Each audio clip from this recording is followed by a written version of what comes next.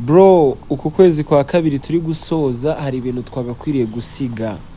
Gutwara moto zisa nabi, kwambara imyenda isa nabi, ibyo rwose ni ibintu twagakwiriye gusiga. Nk'uko muba mubibona imihanda yose ibikeye, ahantu hose hameze neza. Abakiriya nabo bakunda abamotari basa neza kandi basukuye, bambaye imyenda myiza, kasike nziza na moto zisa neza.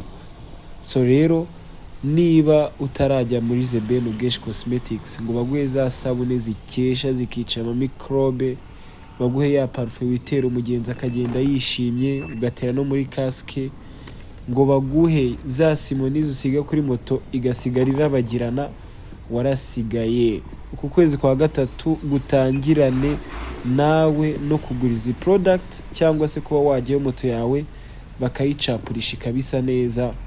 Niba rero wifuza kubavugisha, ushobora kubahamagara kuri nimero 0789569553, cyangwa se ukabagana, bakorera ahantu bita Kimironko kuri uriya muhanda wo munsi yo kuri Beka ugana ku Isangano.